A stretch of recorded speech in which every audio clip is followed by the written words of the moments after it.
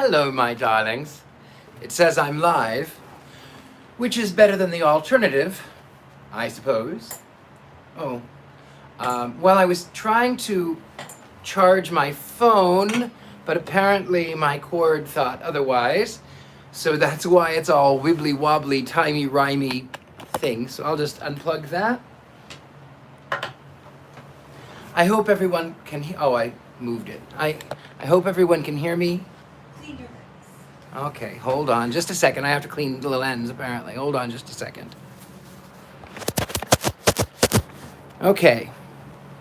Should have done that already. Hello, I'm well. Good to see you. Oh, one more thing I forgot. You see that? That illuminates from behind, but it still looks like I might need to clean my lens. You're very sweet. Hold on just a second. Did I not clean that lens? It's fine. Okay, hello, my darlings. So we are, as promised, going to be reading Faust today. And Faust is one of my favorite stories. Thank you. If we're going to be talking about my friend the devil, if we're going to be talking about Mr. Mephistopheles, then we might as well, wear the support. So if you could, I get asked this a lot, if you could sell your soul, what would be the price of your soul? Would you like eternal youth? Would you like riches? Would you like to get the girl or the guy or them both? Well, what if that could happen? What would you pay for those luxuries? Well, maybe we'll find out. Years ago, when I lived in San Francisco, I went to go see the Faust, the opera. I don't know what that is on my table. It's a curiosity. I don't know what that is. Anyway, I went to go see Faust. I worked for the opera. I went to go see Faust, and I didn't have the horns, but I went wearing the Freddie Mercury Living on My Own jacket, and I had this sequined shirt with a lightning bolt on it, black and red, and a big chunky belt, and leather breeches, and big high boots. And of course, everyone went, "Oh my God, you're Mr. Mephistopheles, if ever I've seen one." So here we are. Anyway, without further ado, my lovelies, I guess I should let a few more people come and join us. I am so glad that you're here. Thank you for putting up with me while I was kind of adjusting myself, making certain that I was presentable for camera. And yes, hello. Lovely to see so many names that I recognize, so many new ones. Hello, my darlings. So, as you know, as I promised you yesterday, we are going to be reading Faust. Later on, I'll be reading some of the other ones, but Faust it is today.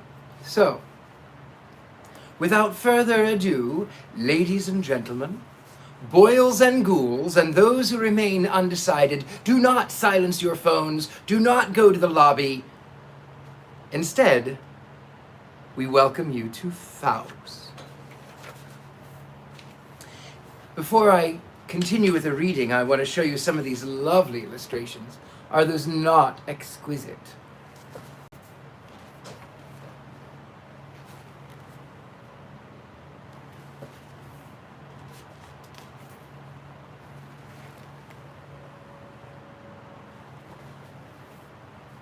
Faust. Johann Wolfgang von Goethe, with illustrations by Harry Clark, translated into English in the original meters by Bayard Taylor.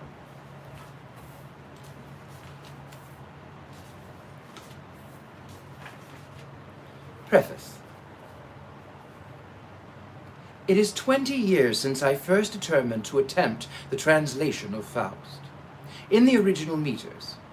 At the time, although more than a score of English translations of the first part and 3 or 4 of the second part were in existence, the experiment had not yet been made.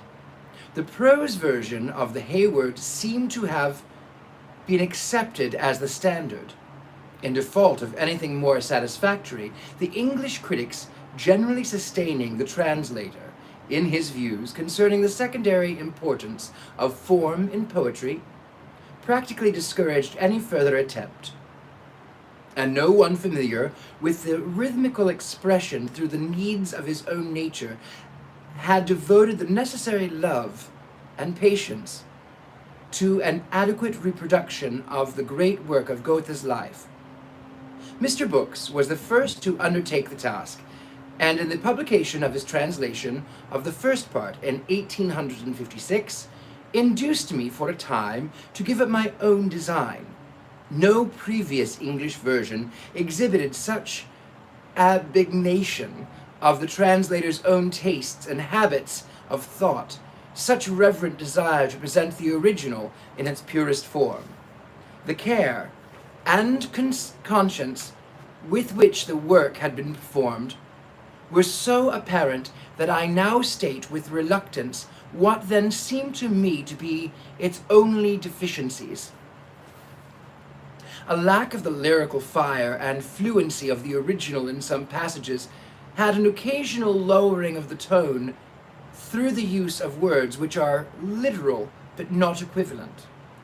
The plan of translation adopted by Mr. Books was so entirely my own that when further residence in Germany and a more careful study of both parts of Faust had satisfied me that the field was still open, that the means furnished by the poetical affinity of the two languages had not yet been exhausted, nothing remained for me but to follow him in all essential particulars. His example confirmed me in the belief that there were a few difficulties in the way of nearly literal yet thoroughly rhythmical version of Faust, which might not be overcome by loving labor. A comparison of 17th English translation. A comparison of 17 English translations in the arbitrary meters adopted by the translators sufficiently showed the danger of allowing license in this respect. The white light of Goethe's thought was thereby passed through the tinted glass of other minds, and assumed the coloring of each. Moreover, the plea of selecting different meters in the hope of producing a similar effect is unreasonable, where the identical meters are possible. The value of form in a poetical work is the first question to be considered. No poet ever understood this question more thoroughly than Goethe himself, or expressed a more positive opinion in regard to it. The alternative modes of translation which he represents, reported by Reimer, quoted by Mrs. Austen in her Characteristics of Goethe, and accepted by Mr. Hayward, are quite independent of his views concerning the value of form, which we find given elsewhere in the clearest and most emphatic manner.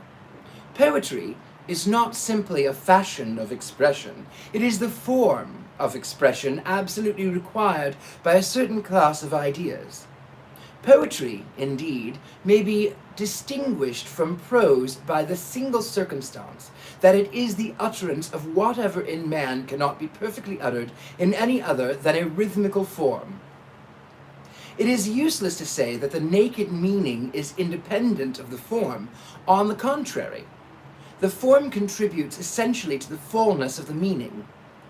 In poetry, which endures through its own inherent vitality, there is no forced union of these two elements. They are as intimately blended, and with the same mysterious beauty, as the sexes in the ancient Hermaphroditus. To attempt to represent poetry in prose is very much like attempting to translate music into speech.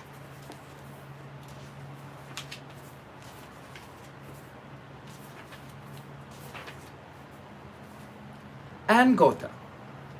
That's in German, and I will not, I would love to attempt my German, but I am not very good. Well, you know what, I will attempt German. In Goethe. Erhabener reist im Geisterik Wörneren, wo immer dein Lichte wohnen, se zum Chön schaffen bist du. Okay, that's enough of my German. I'm sorry if I offended anyone, but that's enough of my German. Everybody is complimenting the horns, by the way. They're very good on you. Thank you. Okay, the dedication. Again ye come, hovering forms. I find you as early to my child. Sorry, I don't know, I got off there. Okay, here we go again. Dedication. Again ye come, ye hovering forms. I find as early to my clouded sight ye shone. Shall I attempt this once to seize and bind ye? Still o'er my heart is that illusion thrown. Ye crowd more near, then be the rein assigned ye, and sway me from your misty shadowy zone. My bosom thrills with youthful passion shaken, from magic airs that round your march awaken. Of joyous days ye bring the blissful vision, the dear familiar phantoms rise again, and like an old and half-extinct tradition, first love returns, with friendship in his train, renewed is pain with mournful repetition. Life tracks his devious labyrinth chain, and names the good, whose cheating fortune tore them from happy hours, and left me to deplore them. They hear no longer these succeeding measures, the souls to whom my earliest songs I sang. Dispersed the friendly troop with all its pleasures, and still, alas, the echoes first that rang. I bring the unknown multitude my treasures, their very platitudes give my heart a pang. And those beside, whose joy my song so flattered, if still they live, wide through the world are scattered, and grasps me now a long unwanted yearning for that seen and solemn spirit land. My song, to faint Aluin murmurs turning, sways like a harp-string by the breezes fanned. I thrill and tremble, tear on tear is burning, and the stern heart is tenderly unmanned. What I possess, I see far distant lying, and what I have lost grows real and undying. You too, who oft a helping hand have lent in need and tribulation, come, let me know your expectation of this our enterprise in German land. I wish the crowd to feel itself well treated, especially since it lives and lets me live.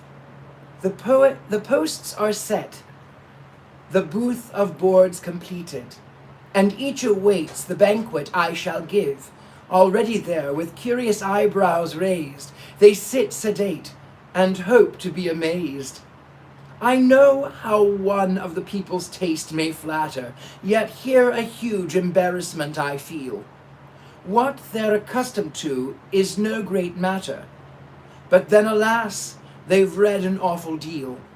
How shall we plan? What shall be fresh and new? Important matter, yet attractive too? For 'tis my pleasure to behold them surging, when to our booth the current sets apace, and with tremendous oft-repeated urging, squeeze onward through the narrow gate of grace. By daylight, even they push and cram in, to reach the seller's box, a fighting host, and as for bread, around a baker's door is famine. To get a ticket break their necks almost. This miracle alone can work the poet, on men so various. Now, my friend, pray show it. Speak not to me of yonder motley masses, whom but to see puts out the fire of song. Hide from my view the surging crowd that passes, and in its whirlpool forces us along. No, lead me where some heavenly silence glasses the purer joys that round the poet throng, where love and friendship still divinely fashion the bonds that bless, the wreaths that crown his passion. Ah, every utterance from the depths of feeling the timid lips have stammeringly expressed, now failing, now perchance success revealing, gulps the wild moment in its greedy breast. or oft reluctant hears its warrant sealing. Its perfect stature stands, at last confessed. What dazzles, for the moment spends its spirit, what genuine shall posterity inherit? Posterity, don't name the word to me. If I should choose to preach posterity, where would you get contemporary fun? That men will have it, there is no blinking, a fine young fellow's presence to my thinking is something worth to every one, who genially his nature cannot pour, takes from the people's moods of irritation. The wider circle he acquires, the more securely works in his inspiration. Then pluck up the heart and give us sterling coin. Let fancy be with her attendants fitted, sense, reason, sentiment, and passion join. But have a care lest folly be omitted. Chiefly enough of incident prepare. They come to look, and they prefer to stare. Reel off a host of threads before their faces, so let the gape in stupid wonder. Then by sheer diffuseness you have won their graces, and are at once most popular of men. Only by mass you touch the mass, for any will finally himself his bit select. Who offers much brings something unto many, and each goes home content with the effect. If you've a piece, why just in pieces give it. A hash, a stew, will bring success, believe it. 'Tis easily displayed and easy to invent. What use, a whole complacity to present? Your hearers pick and pluck as soon as they receive it. Do not feel how such a trade debase, how ill it suits the artist, proud and true. The botching work each fine pretender traces is, I perceive, a principle with you. Such a reproach not in the least offends. A man who some result intends must use the tools that best are fitting. Reflect soft wood is given to you for splitting. And then observe for whom you write. If one comes bored, exhausted, quite, another satite leaves the banquet's tapers, and worst of all, for many a white, is fresh from reading of the daily papers. Idly to us they come to the masquerade. Mere curiosity, their spirits warming, the ladies with themselves and with their finery aid, without a salary their parts performing. What dreams are yours in high poetic places? You're pleased, forsooth, full houses to behold? Draw near, and view your patrons' faces. The half are coarse, the half are cold. One, when they play is out, goes home to cards. A wild knight on wench's breast another chooses. Why should you rack the poor foolish bards? For ends like these, the gracious muses. I tell you, give but more, ever they ask. Thus shall you hit the mark of gain and glory. Seek to confound your auditory. To satisfy them is to a task. What ails you now? It's suffering or pleasure? Go find yourself a more obedient slave. What shall the poet, that which nature gave, the highest right supreme humanity forfeit, so wantonly to swell your treasure, whence o'er their heart his empire free? The elements of life how conquers he? It's not his heart, a chord urged outward far and dim. It's wind, the world in unison with him. When on the spindle spun to endless distance, by nature's listless land the thread is twirled, and the discordant tone of all existence in sullen jangle are together hurled. Who then the changeless orders of creation divides and kindles into rhythmic dance? Who brings the one to join the general ordination, where it may throb in grandest conscience? Who bids the storm to passion stir the bosom, in brooding souls the sunset burn above? Who scatters every fairest April blossom along the shining path of love? Who braids the noteless leaves and crowns requiting, desert with fame in action's every field? Who makes Olympus sure, the gods uniting? The might of man as the bard revealed.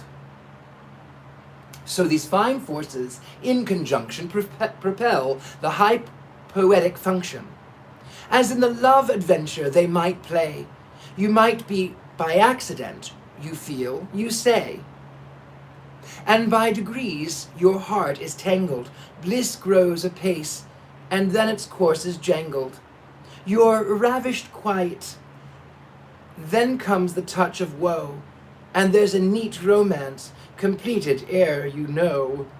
Let us, then, such a drama give, grasp the exaltless life that all men live. Each shares therein, though few may comprehend. Where'er you touch, there's interest without end. In motley pictures, little light, much error, and the truth of glimmering might. Thus the best beverage is supplied, whence all the world is cheered and edified. Then at your play behold the fairest flower of youth collect to hear the revelation.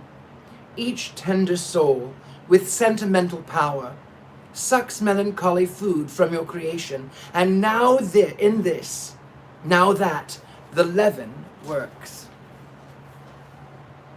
For each beholds what in his bosom lurks. They still are moved at once to weeping, to laughter still, and wonder at your flights, enjoy the show they see. A mind once formed is never suited after. One yet in growth will ever grateful be. Prologue. In heaven.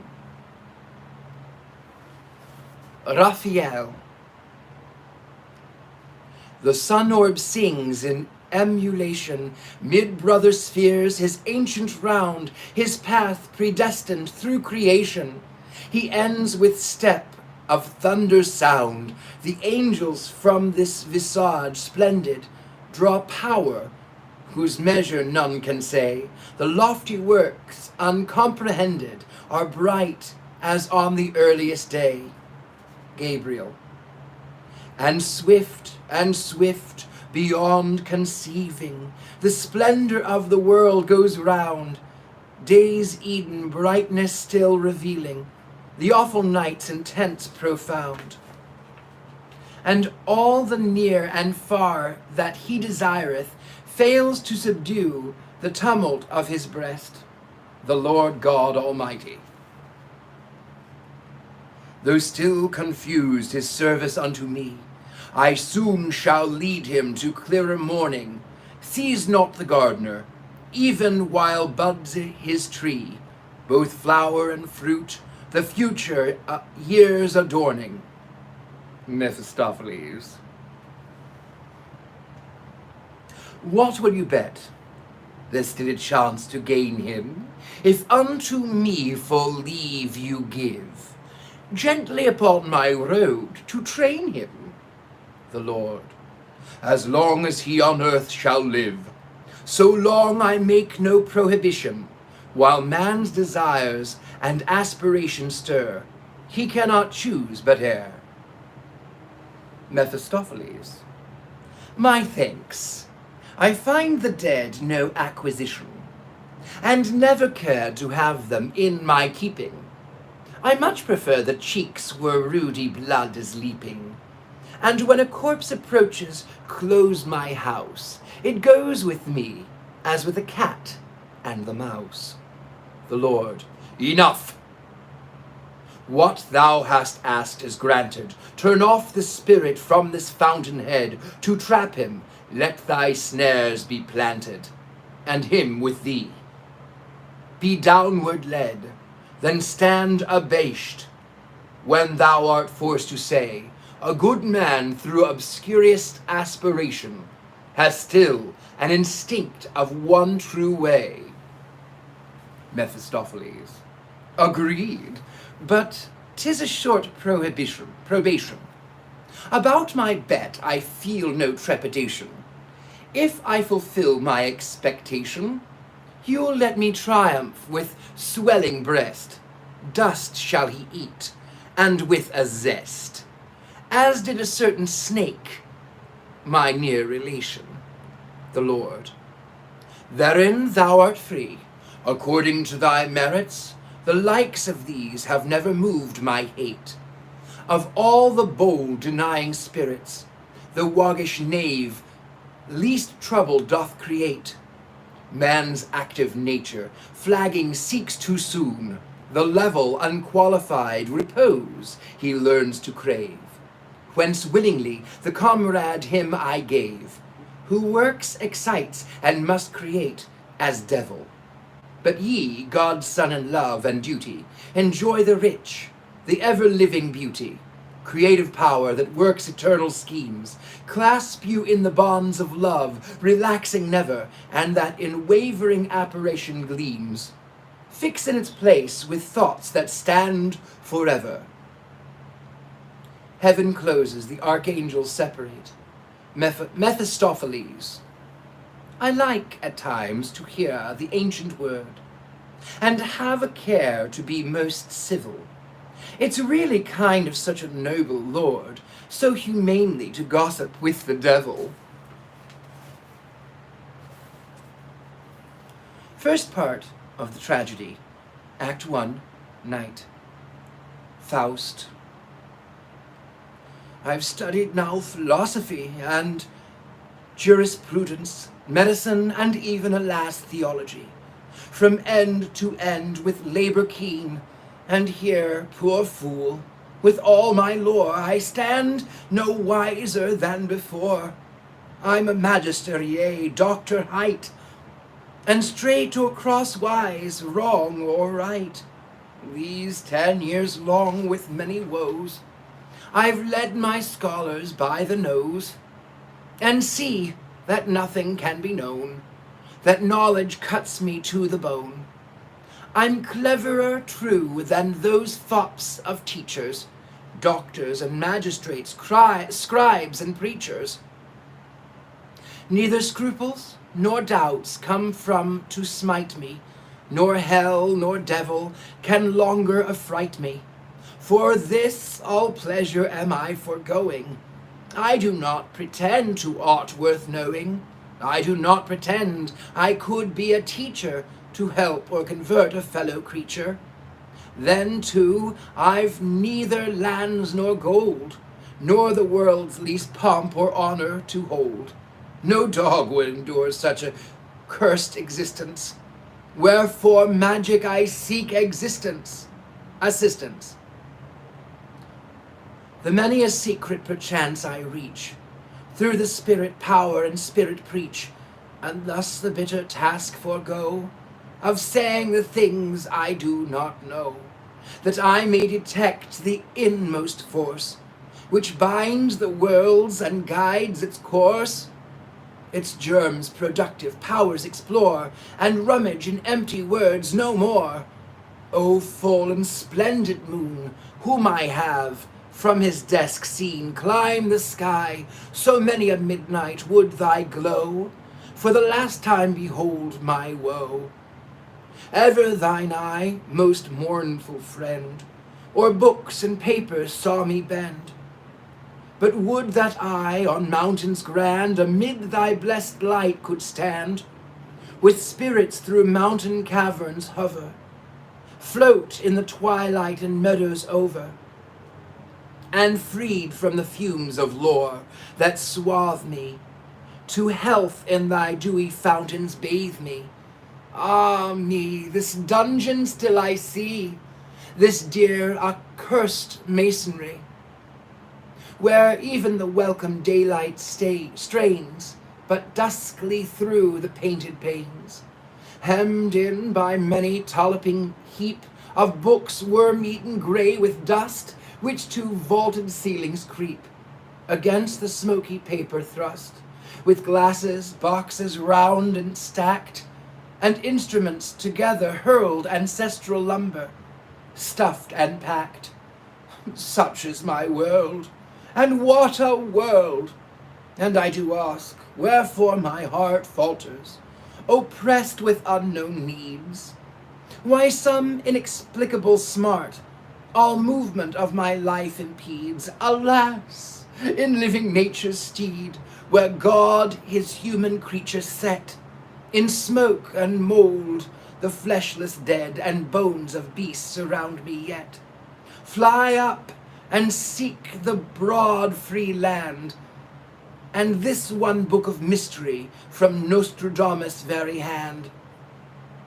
It isn't sufficient company when I starry course I know, the nature's wise instruction seek, with light of power my soul shall glow, as when two spirits speak.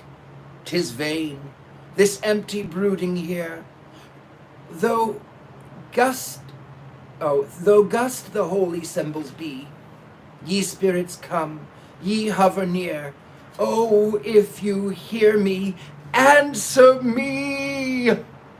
He opens the book and perceives the sign of the macrocosm. Ah! What a sudden rapture leaps from this I view. Through all my senses swiftly flowing, I feel a youthful, holy, vital bliss.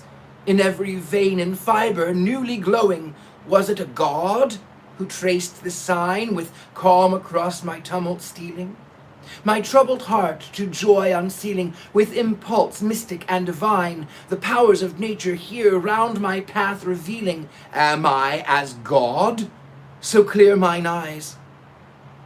In these pure features I behold creative nature to my soul unfold. What says the sage? Now first I recognize. The spirit world no closures fasten. Thy sense is shut, thy heart is dead. Disciple up, untiring hasten to bathe thy breast in morning red. He contemplates the sign. How each the whole its substance gives, each in the other works and lives, like heavenly forces rising and descending, their golden urns reciprocally lending. With wings that winnow blessings from heaven through earth, I see them pressing, filling all with harmony unceasing. How grand a show, but a show alone. Thee, boundless nature, how make thee my own? Where are you, ye beasts, founts of all being, shining whereon hang heavens and earth's desire? Whereto our withered hearts aspire? Ye flow, ye feed, and I am vainly pining. He turns the leaves impatiently, and perceives the sign of the earth of the spirit. How otherwise upon me works the sign? Thou, spirit of earth, art nearer. Even now my powers are loftier, clearer. I glow, as drunk with new-made wine, new strength and heart to meet the world incite me. The woe of earth, the bliss of earth invite me, and though the shook of storms may smite me, no crash of shipwreck shall have the power to fright me. Clouds gather over me, the moon conceals her light, the lamps extinguished, mists rise red, angry rays of darting. Round my head there falls a horror from the vaulted roof, and seizes me. I feel thy present spirit I invoke. Reveal thyself, ha! In my heart, what rending stroke! With new impulsion, my senses heave in convulsion. I feel thee, draw my heart, absorb, exhaust me. Thou must, and though my life it must cost me. He seizes the book, and mysteriously pronounces the sign of the spirit. A ruddy flame flashes, and the spirit appears in the flame. Who calls me? Asks the spirit. Faust, with averted head, terrible to see. Spirit. Me hast thou long with might attracted, long from my sphere thy food exacted. And now, Faust, Woe, I endure not thee, Spirit. To view me is thine aspiration, my voice to hear, my countenance to see. Thy powerful yearning moveth me. Here am I.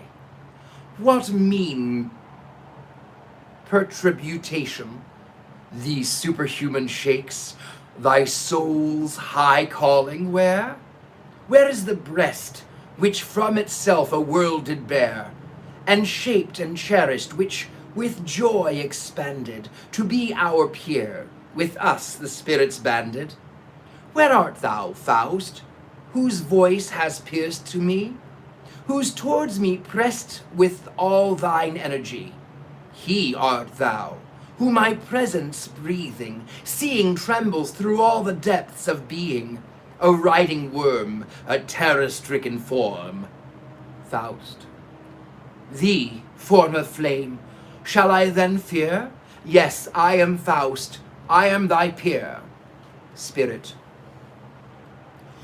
In the tides of life, in action's storm, a fluctuant wave, a shuttle free, birth and the grave, an eternal sea, a waving flowing, life all glowing, thus at times humming looms, 'tis my hand prepares the garment of life which the deity wears.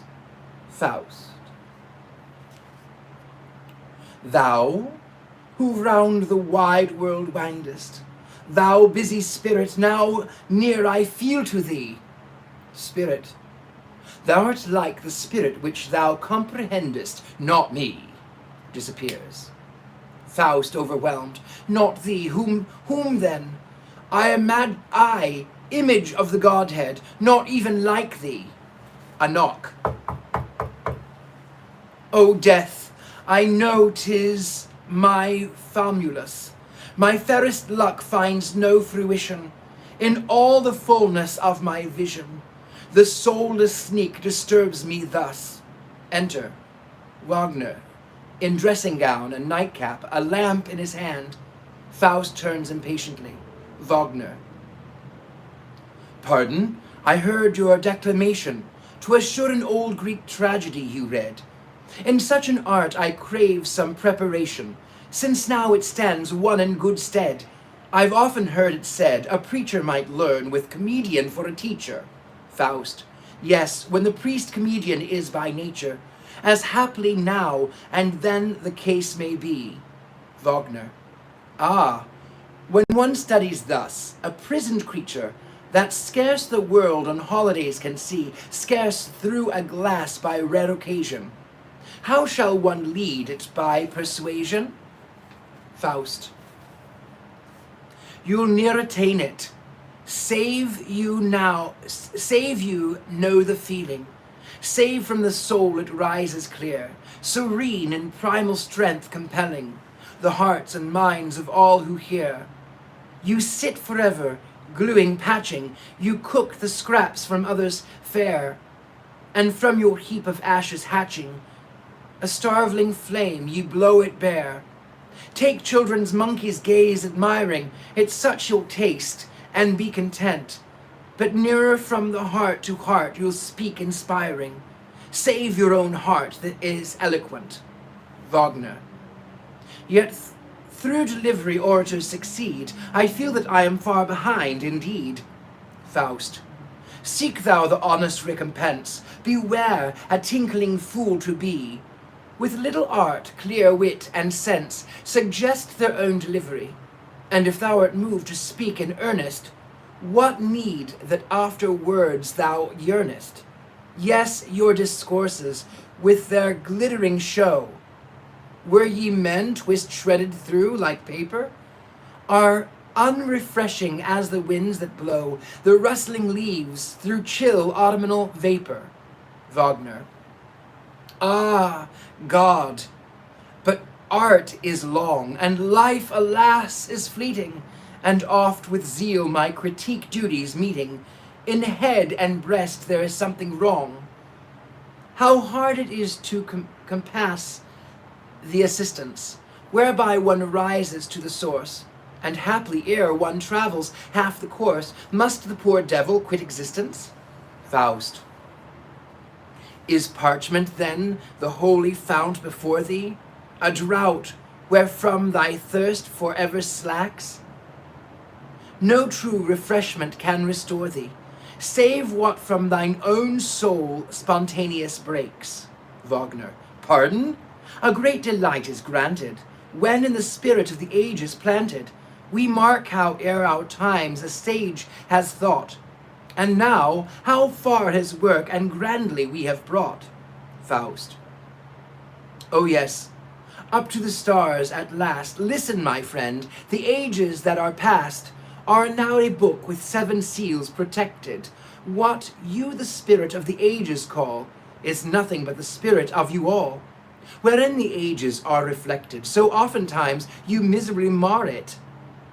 At the first glance, who sees it runs away. An awful barrel and a lumber garret, or at the best a Punch and Judy play, with maxims most pragmatical and hitting, as in the mouths of puppets befitting. They know about Punch and Judy. It's an old fairy tale, long story short. Okay, Wagner. But then, the world, the human heart and brain, of these one covets some slight apprehension. Yes, of the kind which men attain. Who dares the child true name and public mention? The few who thereof something really learned, unwisely frank with hearts that spurned concealing, and to the mob laid bare each thought and feeling, have evermore been crucified and burned. I pray you, friend, 'tis now the dead of night, our converse here must be suspended. Wagner. I would have shared your watches with delight, that so our learned talk might be extended. Tomorrow, though, I'll ask in Easter leisure this and the other question at your pleasure. Most zealously I seek for erudition. Much do I know, but to know all is my ambition. Faust, soloist. Wagner exits. That brain alone not loses hope, whose choice is to stick in shallow trash forevermore, which digs with eager hand for buried ore, and, when it finds an angle worm, rejoices. Dare such a human voice disturb the flow around me here of spirit presence fullest, and yet this once my thanks I owe to thee of all the earth's sons, the poorest, dullest, for thou hast torn me from thy desperate state, which threatened soon to overwhelm my senses. The apparition was so giant great, it dwarfed and withered all my soul's pretenses. I, image of the Godhead, who begun, deeming eternal truth secure in nearness, to sun myself in heavenly light and clearness, and laid aside the earthly man. I more than cherub, whose free force had planned to flow through nature's veins in glad pulsation, to reach beyond, enjoying in creation the life of gods, behold my expiation. A thunder word hath swept me from my stand. With thee I dare not venture to compare me, though I possessed the power to draw thee near me, the power to keep thee was denied my hand. When that ecstatic moment held me, I felt myself so small, so great, but thou hast ruthlessly repelled me, back upon man's uncertain fate. What shall I shun? Whose guidance borrow? Shall I accept that stress and strife? Ah, every deed of ours, no less than every sorrow, impedes the onward march of life. Some alien substance more and more is cleaving to all the mind conceives of grand and fair. And this world's good is won by our achieving. The better, then, is named a cheat and a snare. The fine emotions whence our lives we mold, lie in the earthly tumult dumb and cold. If hopefully fancy once in daring flight, her longings to the infinite expanded, yet now a narrow space contents her quite. Since time's wild wave so many a fortune stranded, care at the bottom of the heart is lurking, her secret pangs in silence working. She, restless, rocks herself, disturbing joy and rest. In newer masks her face is ever dressed, by turns as house and land as wife and child presented, as water, fire, and poison and steel. We dread the blows we never feel, and what we never lose is yet by us lamented. I am not like the gods, that truth is felt too deep. The worm am I, that in the dust doth creep, that while in the dust it lives and seeks its bread, it is crushed and buried by the wanderer's tread. Is not this dust, these walls within them hold, the 100 shelves which cramp and chain me, the frippery, the trinkets thousandfold, that in this mothy den restrain me? Here shall I find help I need? Shall here 1,000 volumes teach me only that men self-tortured everywhere must bleed, and here and there one happy man sits lonely? What meanest thou by that grin, thou hollow skull? Save thy brain, like mine, a cloudy mirror, sought once the shining day, and then in twilight dull, thirsting for truth, went wretchedly to error. Ye instruments, forsooth, but jeer at me, with wheel and cog and shapes uncouth of wonder. I found the portal, you the keys should be. Your wards are deftly wrought by drive no bolts asunder. Mysterious even in open day, nature retains her veil despite our clamours. That which she doth not willingly display cannot be wrenched from her with levers, screws, and hammers. Ye ancient tools, whose use I never knew, here, since my father used ye, still ye moulder. Thou ancient scroll, hast worn thy smoky hue, since at this desk the dim lamp wont to smoulder. 'Twere better far, had I my little idly spent, than how to sweat beneath its burden. I confess it, what from your father's heritage is lent. Earn it anew, to really possess it. What serves not is a sore impediment. The moment's need creates the thing to serve and bless it. Yet, wherefore turns my gaze to yonder, point so lightly? Is yonder flask a magnet for mine eyes, whence all around me glows the air so brightly, as when in moods, I beg your pardon, as when in woods, at night the mellow moonbeam lies. I hail thee, wondrous rarest vial, I take thee down devotedly for the trial. Man's art and wit I venerate in thee, thou summary of gentle slumber juices, essence of deadly finest powers and uses, under thy master show thy favour free.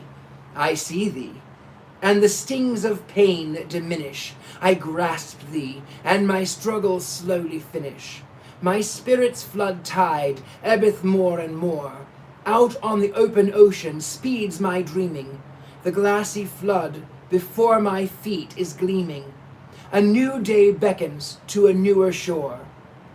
A fiery chariot borne on buoyant pinions sweeps near on me. I soon shall ready be to pierce the ether's high unknown dominions, to reach new spheres of pure activity. This god-like rapture, this supreme existence, do I, but now a worm, deserve to track? Yes, resolute, to reach some brighter distance, on earth's fair sun I turn my back. Yes, let me dare those gates to fling asunder, which every man would fain go slinking by. 'Tis time, through deeds, this word of truth to thunder, that with the height of God's man dignity may vie. nor from the gloomy gulf to shrink affrighted, where fancy doth herself to self-born pangs compel, to struggle forward that pass benighted, around whose narrow mouth flame all the fires of hell, to take this step with cheerful resolution, though nothingness should be the certain swift conclusion. And now come down, thou cup of crystal clearest, fresh from thine ancient cover thou appearest. So many years forgotten to my thought, thou shonest at old ancestral banquets cheery, the solemn guests thou madest merry,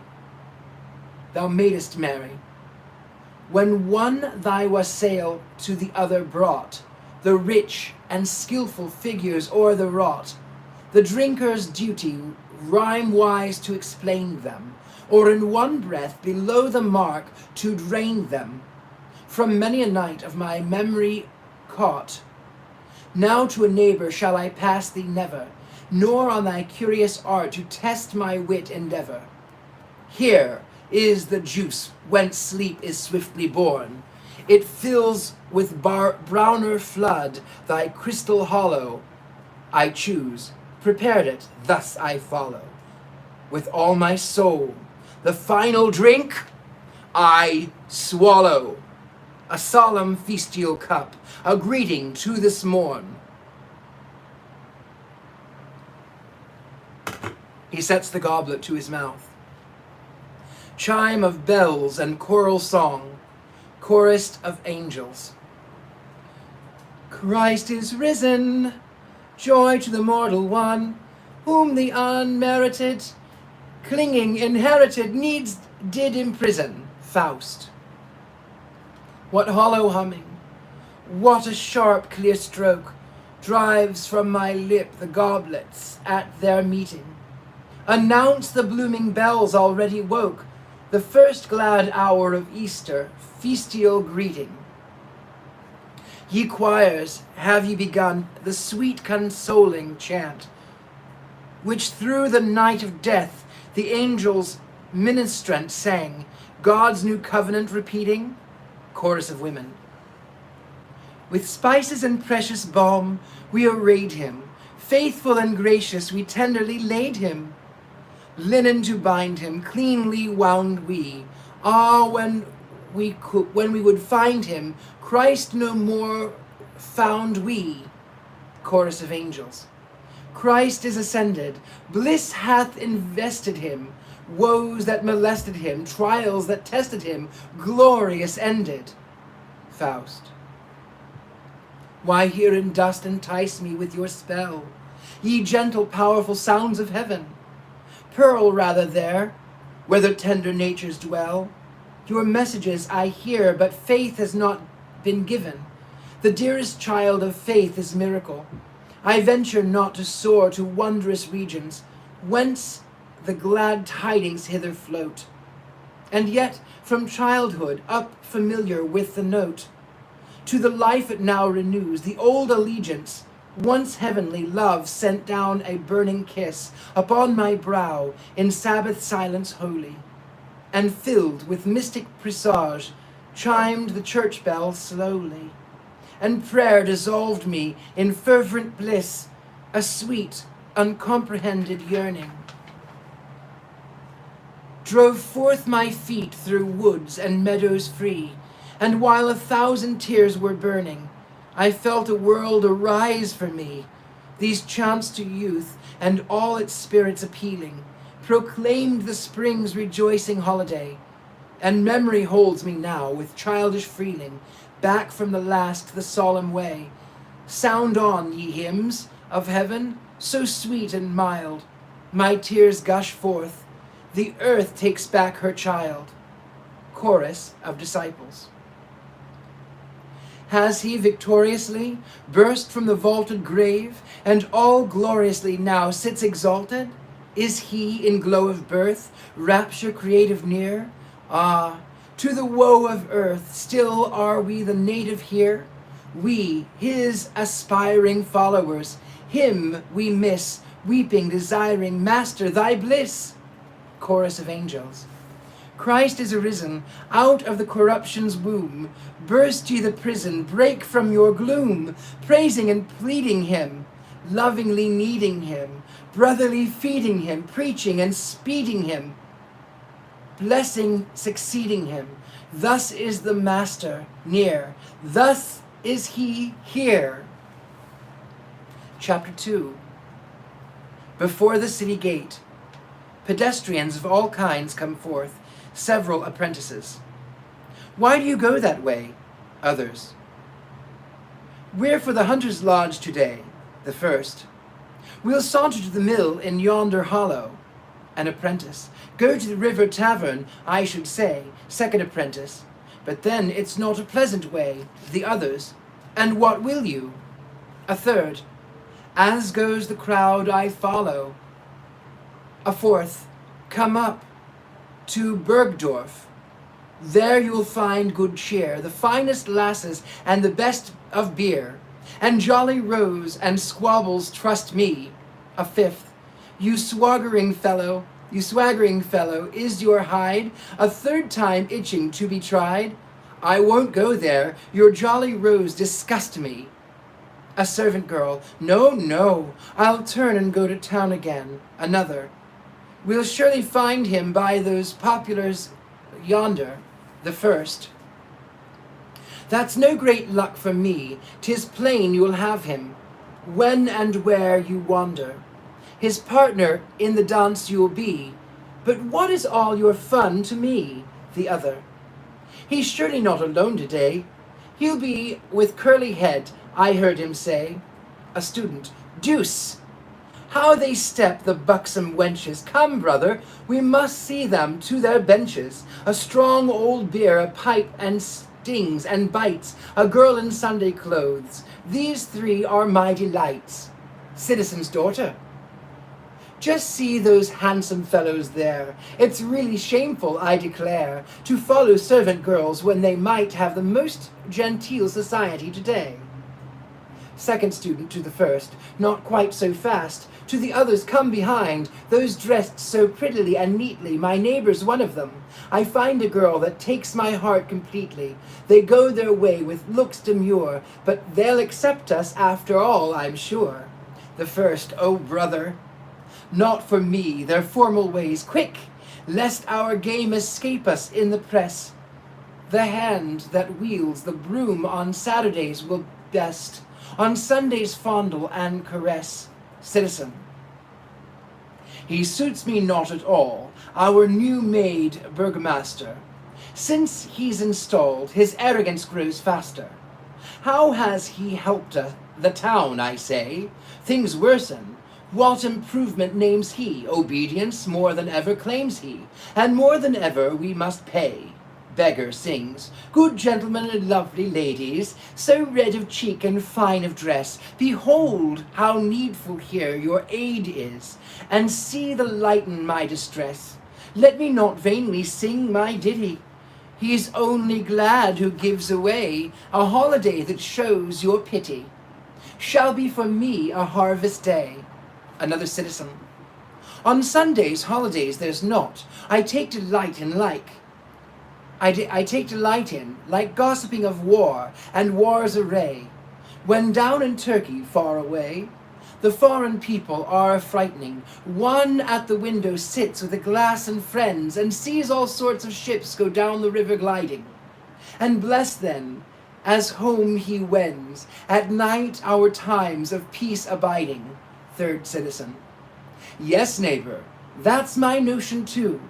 Why, let them break their heads, let loose their passions, and mix things madly, through and through.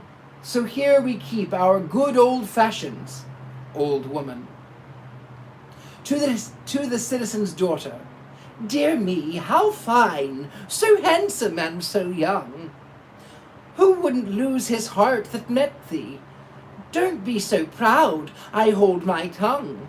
And what you'd like I'll undertake to get you. Citizen's daughter. Come, Agatha, I shun the witch's sight before folks, lest there be misgiving. 'Tis true, she showed me on St. Andrew's night, my future sweetheart, just as he were living, the other. She showed me mine in crystal clear, with several wild young blades, a soldier, a lover. I seek him everywhere, I pry and I peer, and yet somehow his face I cannot discover. Soldiers, castles with lofty ramparts, and towers, maidens disdainful in beauty's array, both shall be ours. Behold is the venture, splendid the pay. Lads, the trumpets for us suing, calling to pleasure, calling to ruin. Stormy our life is, such is it is boon. Maidens and castles capitulate soon. Bold is the venture, splendid the pay, and the soldiers go marching, marching away. Faust and Wagner. Faust. Released from ice our brook and river, by quickening glance of gracious spring, the colours of hope to the valley cling, and weak old winter himself must shiver, withdrawn to mountains, a crownless king, whence ever retreating he sends again. Impotent showers of sleet and darkle, in belts across the green o' the plain. But the sun will permit no white to sparkle. Everywhere form and development moveth. He will brighten the world with the tints he loveth, and lacking blossoms blue, yellow, and red. He takes these gaudy people instead. Turn thee about, and from this height, back on the town direct thy sight. On the hollow, gloomy gate, the motley throngs come from elate. Each will the joy of the sunshine hoard, to honor the day of the risen Lord. They feel themselves their resurrection, from the low dark rooms scarce habitable, from the bonds of work, from the trade's restriction, from the pressing weight of the roof and the gable, and the narrow crushing streets and the alleys, from the church's solemn and reverend night. All come forth to the cheerful light. How lively see the multitude sallies, scattering through their gardens and fields remote, while over a river that broadly dallies, dallies. Dances so many a festive boat, and overladen nigh to sinking. The last full wherry takes the stream, yonder afar from the hill paths blinking. Their clothes are colours of softly gleam. I hear the noise of the village even. Here is the people's proper heaven. Here high and low contended see. Here I am man, dare man to be. Wagner. To scroll with you, sir, doctor, flatters. 'Tis honour profit unto me. But I alone would shun these shallow matters, since all that's coarse provokes my anonymity. This fiddling, shouting, 10-pin rolling, I hate. These noises of the throng, they rave as Satan were their sports controlling, and call it mirth and call it song. Peasants under the linden tree, dance and song. All for the dance the shepherd dressed, in ribbons wreath and gayest vest, himself with care arraying, around the linden lass and lad, already footed it like mad. Hurrah, hurrah, hurrah, tra-la-la, the fiddle bow is playing. He broke the ranks, no whit afraid, and with his elbow punched a maid, who stood the dance surveying. The buxom wench she turned and said, "Now you I call a stupid head. Hurrah, hurrah, hurrah, tra-la-la, be decent while you're staying. Then round the circle went their flight. They danced to flight, the dance to right. Their kirtles all were playing. They first grew red and then grew warm, and rested panting arm in arm. Hurrah, hurrah, hurrah, tra-la-la, and hips and elbows straying. Now, don't be so familiar here. How many a one has fooled his dear, waylaying and betraying? And yet he coaxed her soon aside, and round the linden sounded wide, hurrah, hurrah, hurrah, tra-la-la-la-la, and the fiddle bow was playing. Old peasant. So, doctor, It is good of you that thus you condensed today, among the crowd of merry folk, a highly learned man to stray. Then also take the finest can. We fill with fresh wine. For your sake I offer it, and humbly wish that not alone your thirst is slake, that as the drops below its brink, so many days of life you drink. Faust, I take the cup you kindly reach, with thanks and health to all and each.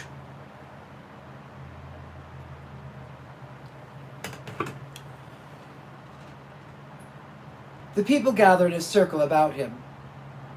Old peasant, in truth 'tis well and fitly timed, that now our day of joy you share, who heretofore in evil days gave us so much of helping care. Still many a man stands living here, saved by your father's skillful hand, and snatched him from the fever's rage, and stayed the plague in all the land. Then also you, though but a youth, went into every house of pain. Many the corpses carried forth, but you in health came out again. No test or trial you evaded, a helping God the helper aided all. Health to the man so skilled and tried, that for our help he long may abide. Faust, to him above bow down, my friends, who teaches help and secure sends. He goes on with Wagner. With what a freeling, thou great man, must thou receive the people's honest veneration? How lucky he, whose gifts his station with such advantages endow. Thou art shown to all the younger generation. Each asks and presses near to gaze. The fiddle stops, and dance delays. Thou goest, thy stand in rows to see, and all the caps are lifted high. A little more, and they would bend the knee, as if the holy host came by. Faust. A few more steps ascend, as far as yonder stone. Here my wandering will we rest contented, here, lost in thought. I've lingered oft alone, when foolish fasts and prayers my life tormented. Here rich in hope and firm in faith, with tears wrung hands and sights I've striven. The end of that far-spreading death, entreating from the Lord of heaven. How like contempt the crowd applauses seem. Couldst thou but read within mine inmost spirit, how little I deem that sire or son such praises merit. My father with somber brooding brain, which through the holy spheres, through the holy spheres of nature groped and wandered, and honestly in his own fashion pondered, with labor whimsical and pain, who in his dusky workshop bending, with proved adepts in company, made from his recipes unending, opposing substances agree. There was a lion red, a wooer daring, within the lily's tepid bath espoused, and both tormented by the flame unsparing, by turns in either bridal chamber housed. If when he appeared the color splendid, the young queen in her crystal shelf, this was the medicine. The patient's woes soon ended, and none demanded who got well. Thus we, our hellish boluses compounding, among these vales and hills surrounding, worse than the pestilence have passed. Thousands were done to death from poison from my giving, and I must hear, by all the living, the shameless murderers praised at last. Wagner.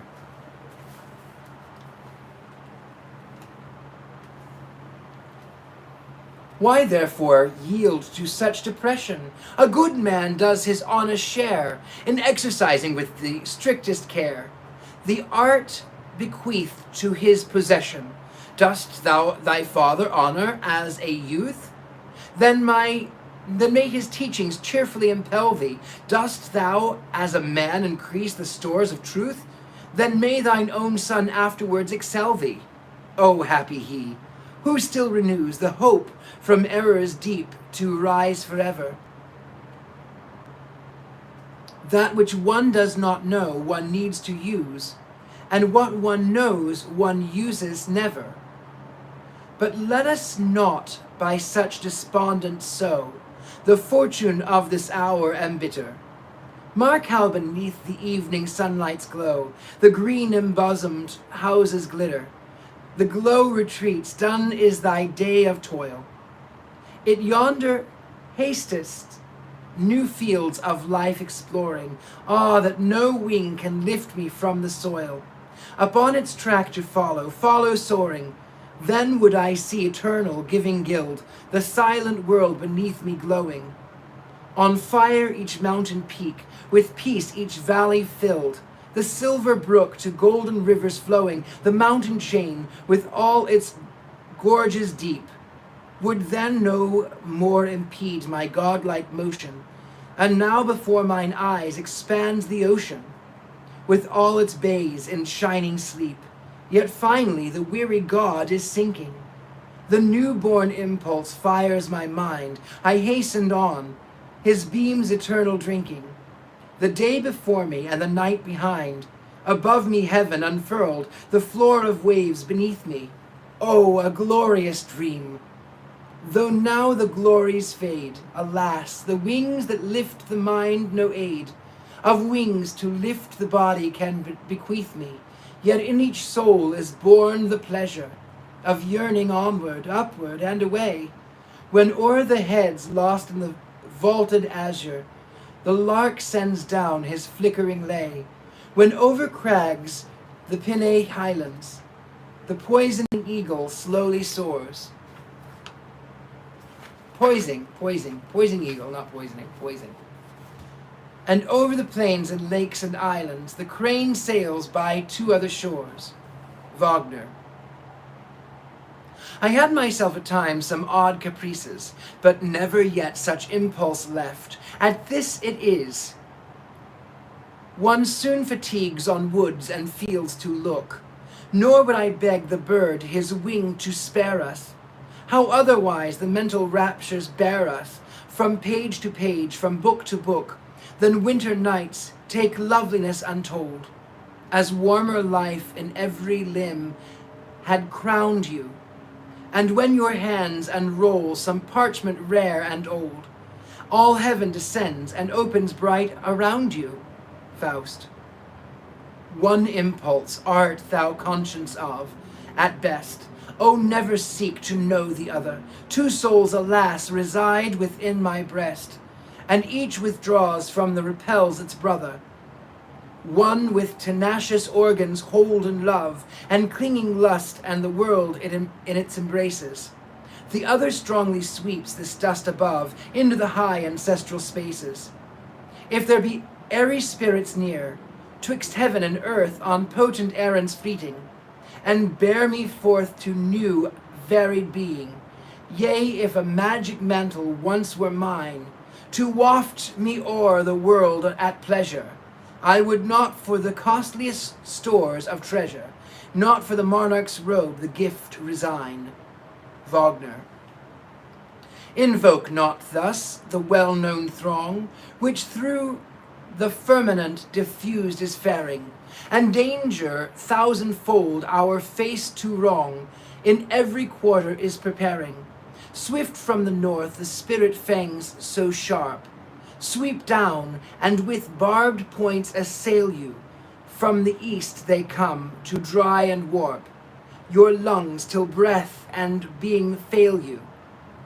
If from the desert sendeth them from the south, with fire on fire, your throbbing forehead crowning, the west leads on the host to cure the drouth.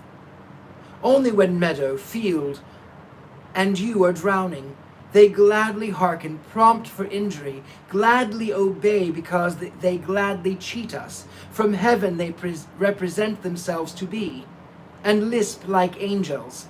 When with lies they meet us, But let us go, 'tis grey and dusky all. The air is cold, the vapours fall. At night one learns his house to prize. Why stand you thus with the astonished eyes?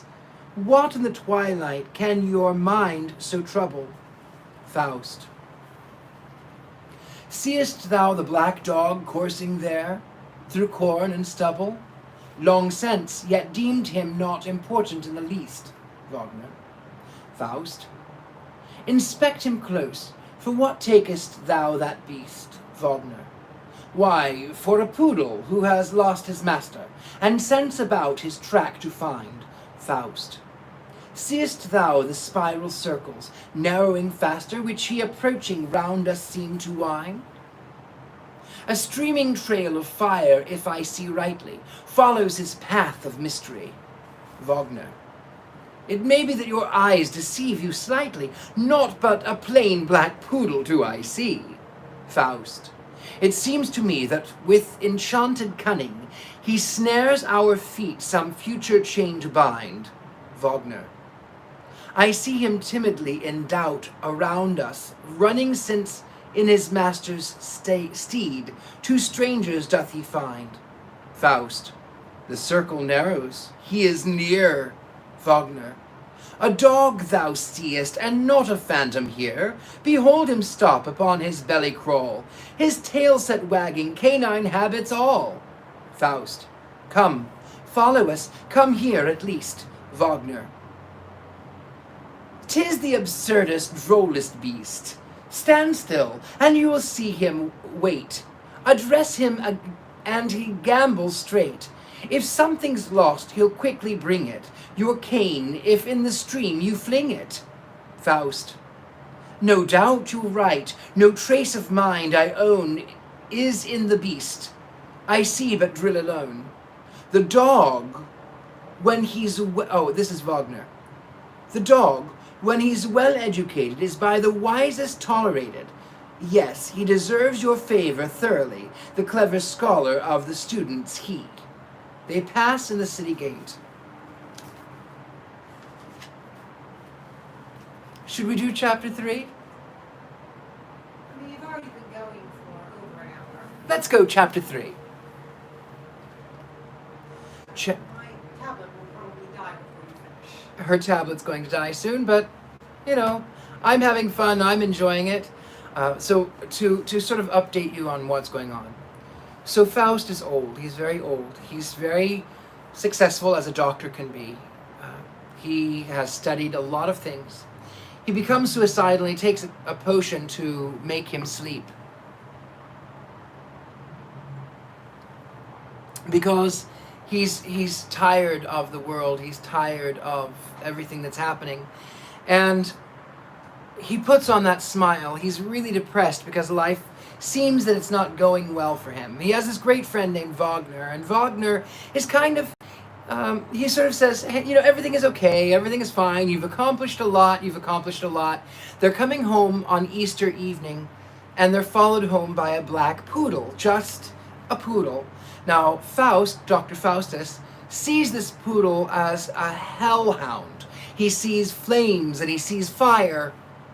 And Wagner laughs. He says, no, it's just a dog. It's just a black dog who's lost its master. So that brings us up to where we are now. We're going into the study. I'm going to wait for her to get her cord, though, Lady Alexandra, because I don't want her to miss. I don't want you to miss. I don't want her to miss. So are you enjoying this so far? I hope you are. Let me know if you are. Thumbs up.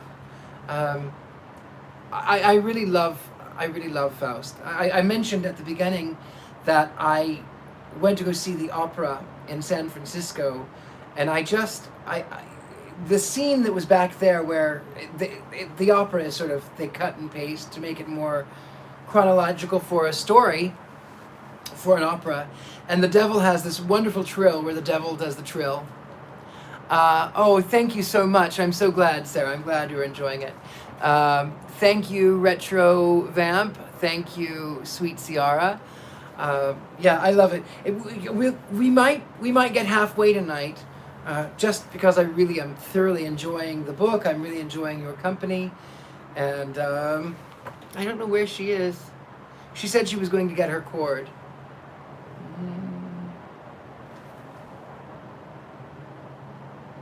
Okay. Well, I've waited. Oh, here she is. She's coming back. Chapter 3, The Study. I'm going to get another little drink there.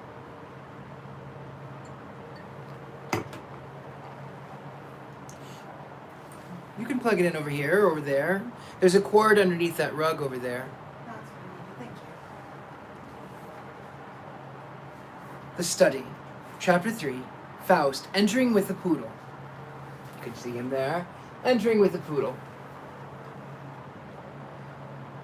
Faust, behind me, field and meadow sleeping, I leave in deep prophetic night, within whose dread and holy keeping the better soul awakes to light. The wild desires no longer win us, the deeds of passion cease to chain, the love of man revives within us, the love of God revives again. Be still, thou poodle, make not such racket and riot. Why at the threshold wilt sniffing be? Behold the stove, repose thee in quiet. My softest cushion I give to thee, as thou up yonder with running and leaping amused as hast in the mountain's crest. So now I take thee unto my keeping, a welcome, but also a silent guest. Ah, when within our narrow chamber the lamp with friendly lustre glows, flames in the breast each faded ember, and in the heart itself that knows. When the hope again lends sweet assistance, and reason then resumes her speech, one yearns the rivers of existence, the very founts of life to reach. Snarl not, poodle, to the sound that rises, the sacred tones that my soul embrace, this bestial noise is out of place. We are used to see that man despises what he never comprehends, and the good and the beautiful vilipends. Finding them often hard to measure, will the dog like man snarl his displeasure? But I feel, though will thereto be stronger, contentment flows from out my breast no longer. Why must the stream so soon run dry, and fail us as I've burning thirst again assail us? Therein I've borne so much probation, and yet this want may be supplied us. We call the supernatural to guide us, we pine and thirst for revelation, which nowhere worthier is, more nobly sent, than here in our New Testament. I feel impelled its meaning to determine, with honest purpose once for all, the hallowed original, to change to my beloved German. He opens a volume and commences. 'Tis written, in the beginning was the Word. Here am I balked, who now can help afford the Word? Impossible so high to rate it, and otherwise must I translate it. If by the Spirit I am truly taught, and thus in the beginning was the thought, this first line let me weigh completely, lest my impatience pen proceed too fleetly. It is the thought which works creates indeed. In the beginning was the power, I read. Yet, as I write, a warning is suggested, that the sense may not have fairly tested. The Spirit aids me now. I see the light. In the beginning was the act, I write. If I must share my chamber with thee, poodle, stop that howling, prithee. Cease to bark and bellow, such a noisy, disturbing fellow. I'll no longer suffer near me. One of us, dost hear me, must leave, I fear me. No longer guest right I bestow. The door is open, art free to go. But what do I see in creature? Is that in the course of nature? Its actual fact or fancy shows? How long and broad my poodle grows. He rises mightily. A canine from that cannot be. What a spectre I've harboured thus! He resembles a hippopotamus, with fiery eyes, teeth terrible to see. Oh, now I'm sure of thee, for all thy hath hellish brood. The key of Solomon is good. Spirits in the corridor. Someone within is caught. Stay without, follow him not. Like the fox in a snare, quakes the old hell links there. Take heed, look about, back and forth and hover, under and over. Under, and he'll work himself out. If your aid avail him, let it not fail him, for he without measure has wrought for our pleasure. Faust. First, to encounter the beast, the words of the four to be addressed. Salamander, shine glorious, wave, undine as bidden. Sylph, be thou hidden, gnome, be laborious. Who knows not their sense, these elements, their properties, and power not sees, no mastery he inherits over the spirits, vanish in flaming either salamander, flowing foamingly together. Undine, shine in meteor sheen, Sylph, bring help to the hearth and shelf, incubus, step forth and finish thus. Of the four no feature lurks in the creature, quiet he lies and grins disdain. Not yet, it seems, have I given him pain. Now to undisguise thee, hear me, exercise thee. Art thou my gay one, hell's fugitive stray one? The sign witness now, before which they bow, the cohorts of hell. With hair all bristling, it begins to swell. Base being, hearest thou? Knowest and fearest thou? The one unoriginate, named inexpressibly, through all heaven impermeate, pierced irredicibly. Behind the stove still band, see it, an elephant now expand. It fills the space entire, mist-like melting ever faster. 'Tis enough, ascend no higher. Lay thyself at feet of the Master. Thou seest not the vain threats I bring thee. With holy fire I'll scorch and sting thee. Wait not to know the threefold dazzling glow. Wait not to know the strongest art within my hands. Mephistopheles. While the vapor is dissipating, steps forth from behind the stove in the costume of a traveling scholar. Why such noise?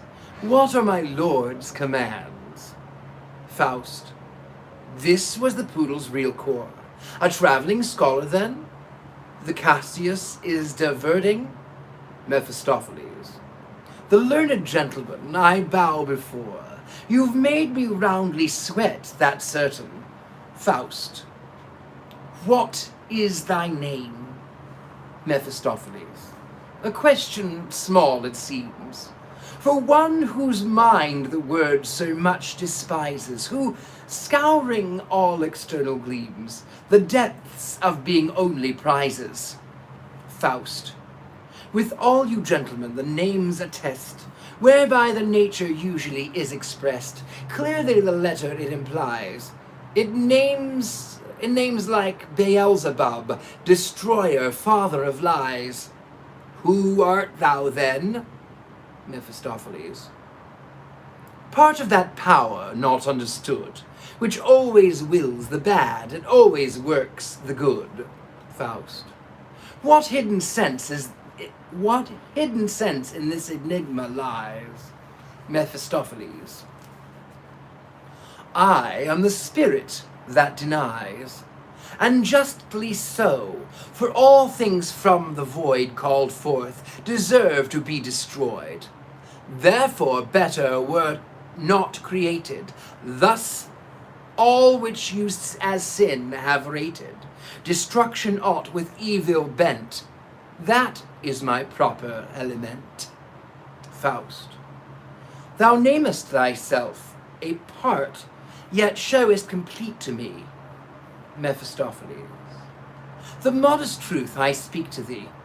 If man that microcosmic fool can see, himself a whole so frequently. Part of the part am I, once all in primal night, part of the darkness which brought forth the light, the haughty light, which now disputes the space, and claims of Mother Night her ancient place. And yet the struggle fails, since light, however it weaves, still fettered unto bodies cleaves. It flows from bodies, bodies beautifies, by bodies it is its course impeded, and so by little time is needed. I hope here as bodies die, it dies. Faust. I see plan thou art pursuing. Thou canst not compass general ruin, and hast on smaller scale begun. Mephistopheles. And truly 'tis not when all is done, that which is not is in resistance set.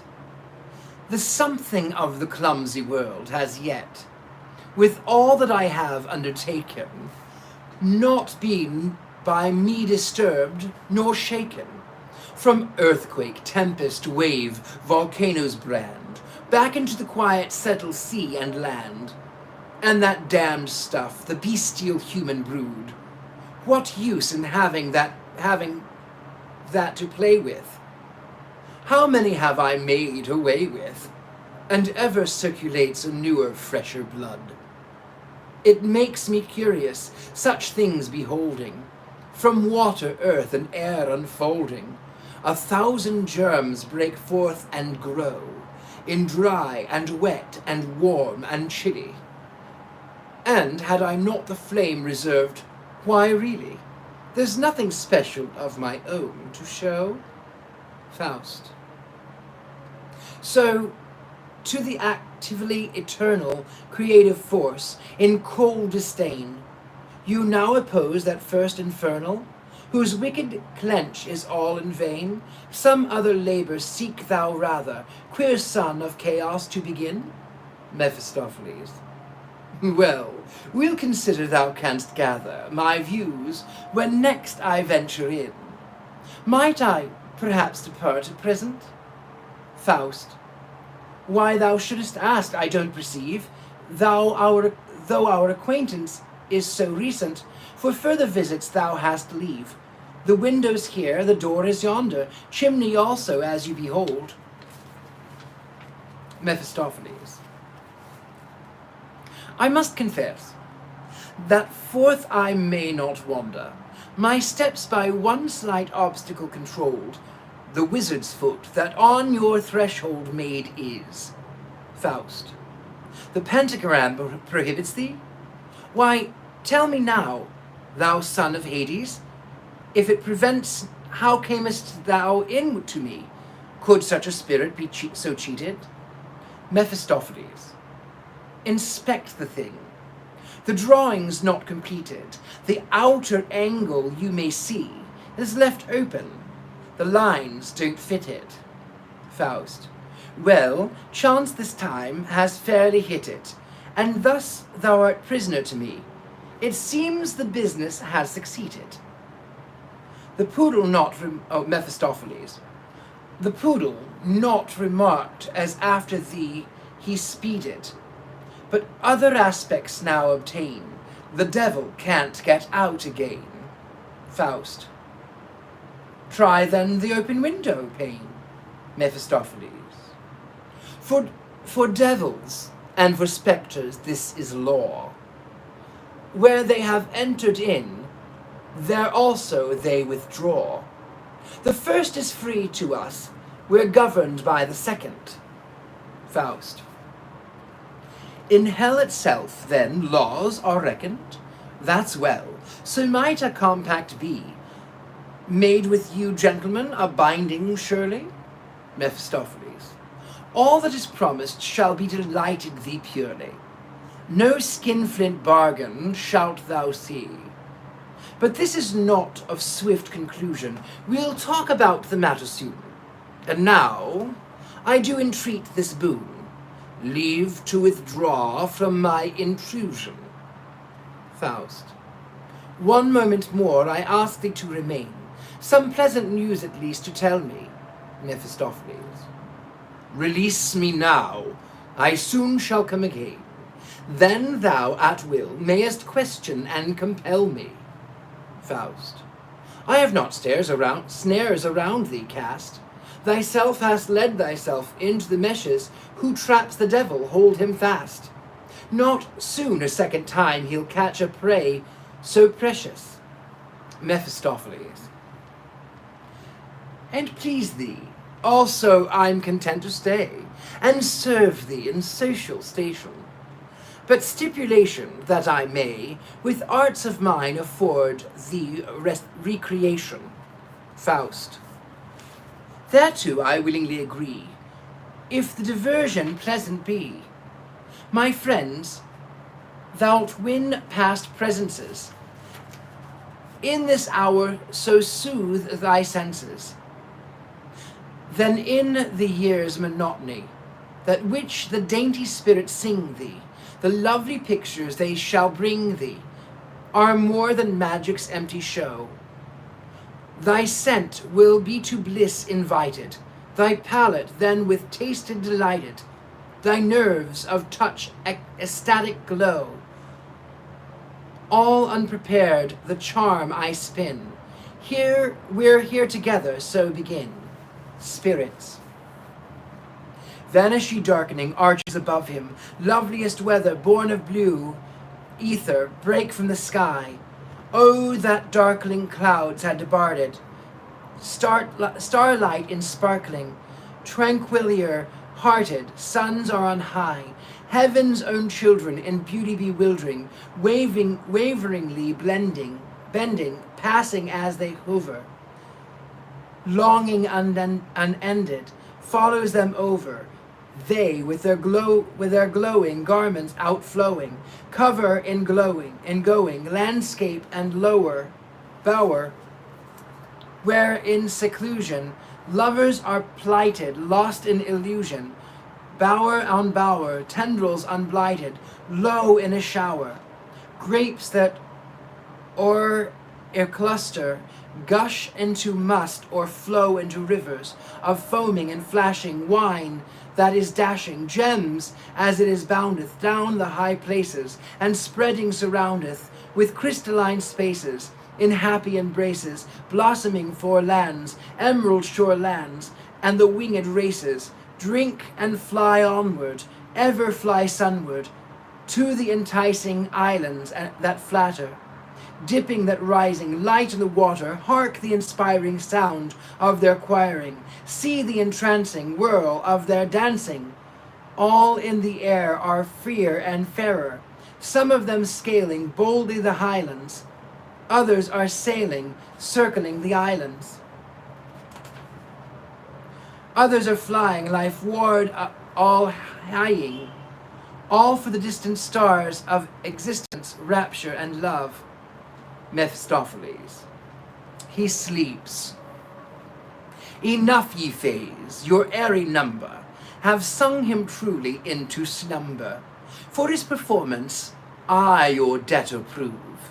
Not yet art thou the man to catch the fiend and hold him. With fairest images of dreams enfold him, plunge him in seas of sweet untruth. Yet for the threshold's magic which controlled him, the devil needs a rat's quick tooth. I use no lengthened invocation. He rustles one that soon will work my liberation. The lord of rats and eke of mice, of flies and bedbugs, frogs and lice, summons thee hither to the door sill, to gnaw, to where with just a morsel of oil he paints the spot for thee. There comest thou, hopping on to me, to work at once. The point which made me craven is forward on the ledge engraven. Another bite makes free the door, so dream thy dreams, O Faust, until we meet once more. Faust, awakening. Am I again so foully cheated? Remains there naught of lofty spirit away? but that a dream the devil counterfeited, and that a poodle ran away? Chapter 4, The Study. Faust and Mephistopheles. Faust. A knock. Come in. Again my quiet broken. Mephistopheles. Again, 'tis oh, wait a minute. A knock. Come in. Again my quiet broken. Mephistopheles. 'Tis I. Faust. Do come in. Mephistopheles. Thrice must the words be spoken. Faust. Come in then. Mephistopheles. Thus thou pleasest me. I hope we'll suit each other well, for now thy vapours to dispel. I come a squire of high degree, in scarlet coat with golden trimming, a cloak in silken lustre, swimming, a tall cock's feather in my hat, a long sharp sword for show or quarrel, and I advise thee, brief and flat, to don the self-same gay apparel, that from this den released and free, life be at last revealed to thee. Faust. This life of earth, whatever my attire, would pain me in its wonted fashion. Too old am I to play with passion, too young to be without desire. From what the world have I to gain? Thou shalt abstain, renounce, refrain. Such is the everlasting song, that in the ears of all men rings, that unrelieved our whole life long, each hour, in passing hoarsely sings. In very terror, I at morn awake, upon the verge of bitter keeping, to see the day of disappointment break. To no one hope of mine, not one its promise keeping, that even each joy's presentment with wilful cavil would diminish. With grinning masks of life prevent, my mind is the fairest work to finish. Then too, when the descends how anxiously, upon my couch of sleep I lay me, there also comes no rest to me, but some wild dream is sent to fray me. The God that is in my breast is owned, can deeply stir the inner sources, the God above my powers enthroned. He cannot change external forces, so by the burden of my days oppressed, death is desired, and life a thing of unblessed. Mephistopheles. And yet is never dull, a wholly welcome guest. Faust. O fortune, for whom when victory glances, the bloody laurels on the brow he bindeth, whom after rapid maddening dances, in the clasping maiden's arms he findeth. Oh, would I that I, before the spirit power ravished and rapt from life and sunken. Mephistopheles. And yet, by someone in that nightly hour, a certain liquid was not drunken. Faust. Eavesdropping, ha? Thy pleasure seems to be. Mephistopheles. Omniscient am I not, yet much is known to me. Faust. Though some familiar tone, retrieving my thoughts from torment, led me on, the sweet clear echoes came, deceiving the faith bequeathed from childhood's drawn. Yet now I curse whate'er entices and snares the soul with visions vain, with dazzlings, cheats, and dear devices, confines it in the cave of pain. Cursed be at once the high ambition, wherewith the mind itself deludes. Cursed be glared of apparition, that on the finer senses intrudes. Cursed be the lying dream's impression of the name of the fame laureled brow. Cursed all the flatters of possession, as wife and child, as knave and pillow. Cursed Mammon be, when he with treasures to restless action spurs our fate. Cursed when our soft indulgent leisures he lays us for pillows straight. Cursed be with vine's transcendent nectar, the highest favor love lets fall. Cursed also hope, cursed faith, the spectre, and cursed be patience most of all.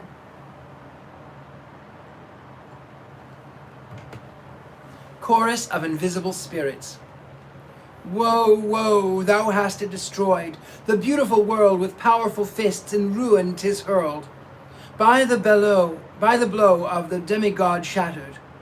The scattered fragments into the void we carry, deploring the beauty perished beyond restoring, mightier for the children of men, brightlier build it again. In thine own bosom build it anew, bid the new career commence with clearer sense, and the new songs of cheer be sung thereto. Mephistopheles. There are the small dependents who give me attendance. Hear them to the deeds and passion counsel in shrewd old fashion, into the world of strife, out of his lonely life, that of senses and sap has betrayed thee. They would persuade thee, this nursing of the pain forego thee, that like a vulture feeds upon thy breast, the worst society thou wouldst findest will show thee. Thou art a man among the rest, but 'tis not meant to be thrust. Thee into the mob thou hatest, I am not one of the greatest, yet wilt thou to me entrust thy steps through life? I shall guide thee, will willingly walk beside thee, will serve thee at once and forever with best endeavour. And if thou art satisfied, will as servant, slave with thee abide. Faust. And what shall my counter-service therefore? Mephistopheles. The time is long, thou needn't not now insist. Faust. No, no, the devil is an egotist, and is not apt without why or wherefore, for God's sake, others to assist. Speak thy conditions plain and clear, with such servant danger comes, I fear. Mephistopheles. Here an unwearied slave, I'll wear thy tether, and thine every nod obedient be. When there again we come together, then shalt thou do the same for me. Faust. There my scruples not increases, when thou hast dashed this world to pieces.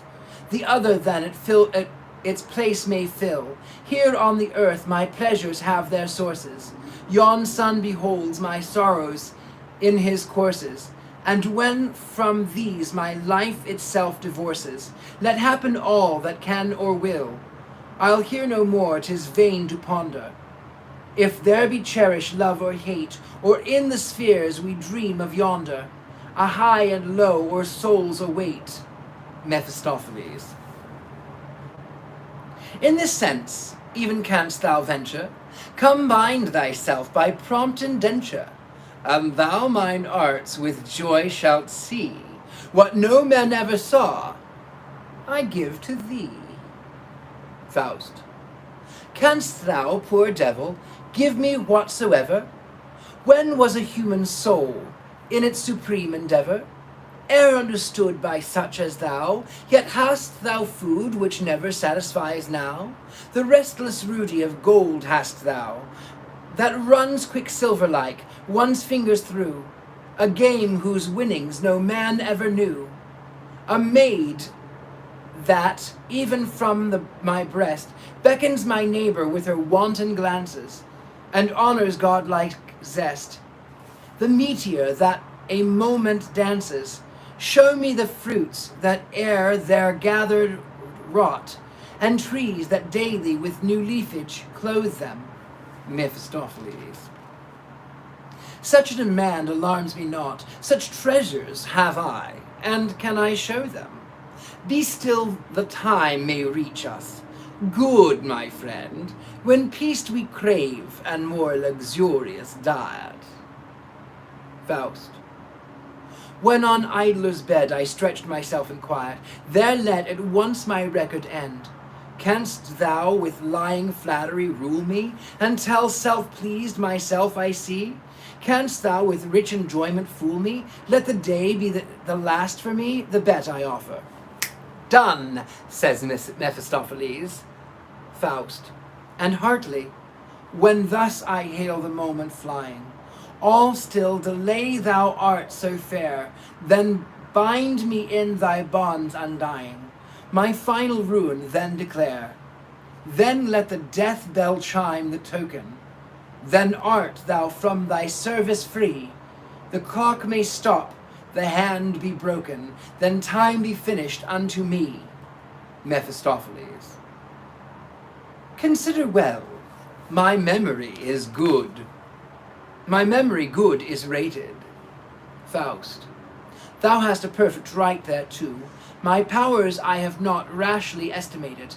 A slave am I, whate'er I do. If thine or whose, 'tis needless to debate it. Mephistopheles. Then at the doctor's banquet I, today, will as servant wait behind thee. But one thing more, beyond all risk to bind thee. Give me a line or two, I pray. Faust. Demandest thou, pendant to, a document? Hast never known a man, nor proved his word intent? It's not enough that what I speak today shall stand with all my future days agreeing, in all its tides sweeping not the world away, and shall a promise bind my being? Yet this delusion in our hearts we bear. Who wouldst himself therefrom deliver? Blessed he, whose bosom truth makes pure and fair. No sacrifice shall repent of ever. Nathless a parchment writ, and stamped with care. A spectre is, which all to shun endeavor. The world alas dies, even in the pen, and the wax and the leather. Keep the lordship then. What wilt from me, base spirit, say? Brass, marble, parchment, paper, clay? The terms with graver quill or chisel stated, I freely leave the choice to thee. Mephistopheles. Why heat thyself thus instantly, with eloquence exaggerated? Each leaf for such a pact is good, and to subscribe thy name, thou'lt take a drop of blood. Faust. If thou therewith art fully satisfied, so let us by the farce abide. Mephistopheles. Blood is a juice of rarest quality. Faust. Fear not that I this pact shall seek to sever.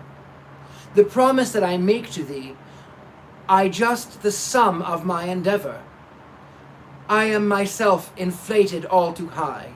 My proper place is thy estate. The mighty spirit deigns me no reply, and the nature shuts on me her gate. The thread of thought at last is broken, and knowledge brings disgust unspoken. Let us the sensual deeps explore, to quench the fervors of glowing passion. Let every marvel take form and fashion through the impervious veil it wore. Plunge we in time's tumultuous dance, in the rush and roll of circumstance. Then may we delight and distress, and worry and success alternately follow as best they can. Restless activity proves the man. Mephistopheles. For you no bound, no term is set. Whether you everywhere be trying, or snatch a rapid bliss is flying. May it agree with you, what you get. Only fall to, and show no timid bulking. Faust. But thou hast heard 'tis not of joy we're talking. I take the wildering whirl, enjoyment's keenest pain, enamoured hate, exhilaration, disdain. My bosom, of its thirst for knowledge stated, shall not henceforth from any pang be rested, and all of life, for all mankind created, shall be within mine inmost being tested. The highest, lowest forms my soul shall borrow, shall keep upon itself their bliss and sorrow. And thus mine own soul, self to all their selves expanded, I too, at last, shall with them all be stranded. Mephistopheles. Believe me, for whom many a thousand a year, believe me, for who for many a thousand year, the same tough meat have chewed and tested, that from the cradle to the briar, no man the ancient leaven has digested. Trust one of us, this whole supernatural is made but for a God's delight. He dwells in splendor, single and eternal, but us he thrusts in darkness out of sight, and you he dowers with day and night. Faust. Nay, but I will. Mephistopheles. A good reply. One only fear still needs repeating. The art is long, the time is fleeting. Then let thyself be taught, say I. Go league thyself with a poet, give the rein to his imagination. Then wear the crown and show it of the qualities of his creation, the courage of the lion's breed, the wild stag's speed, the Italian fiery blood, the North's firm fortitude.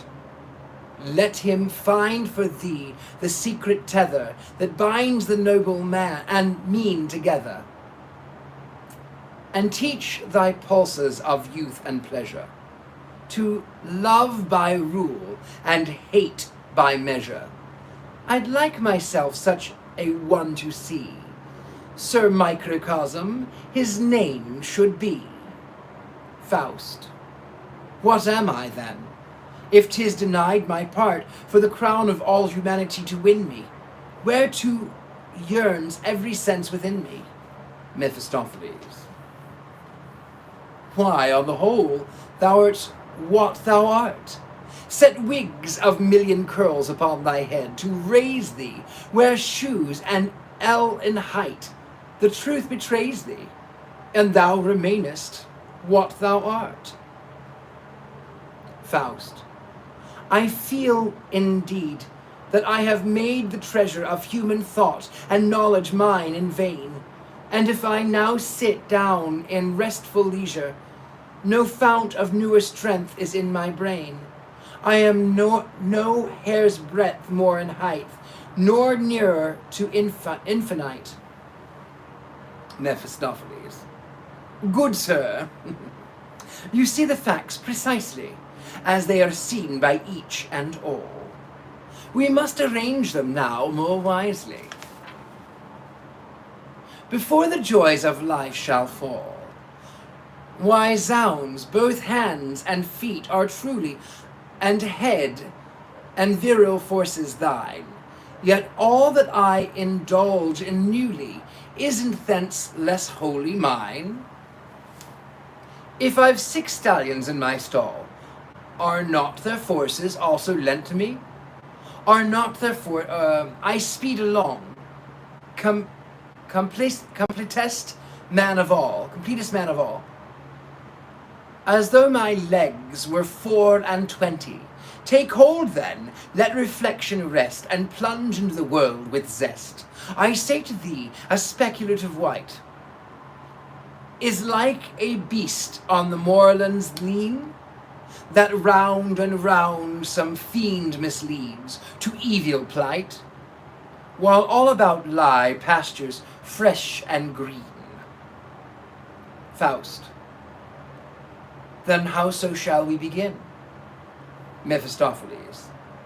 We'll try a wider sphere. What place of martyrdom is here? It's life, I ask, isn't it prudence, to bore thyself and bore thy students? Let neighbour Ponce to thy attend. Why plague thyself with threatening straw forever? The best thou learnest in the end, thou darest not tell the youngsters never. I hear one's footsteps hither steering. Faust. To see him now I have no heart. Mephistopheles.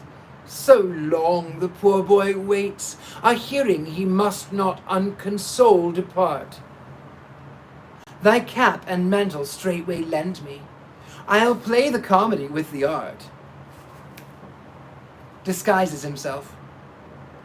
My wits be certain will befriend me, but 15 minutes' time is all I need. For our fine trip, meanwhile, prepare thyself with speed. Exit Faust. Mephistopheles, in Faust's long mantle. Reason and knowledge only thou despise, the highest strength in man that lies. Let but the lying spirit bind thee with magic works and shows that blind thee, and I shall have thee fast and sure. Fate such a bold, untrammeled spirit gave him, as forwards onwards ever must endure, whose over-hasty impulse drave him, past earthly joys he might secure, dragged through the wildest life, while I enslave him, through flat and stale indifference, with struggling, chilling, checking, so deprave him, that to his hot insatiate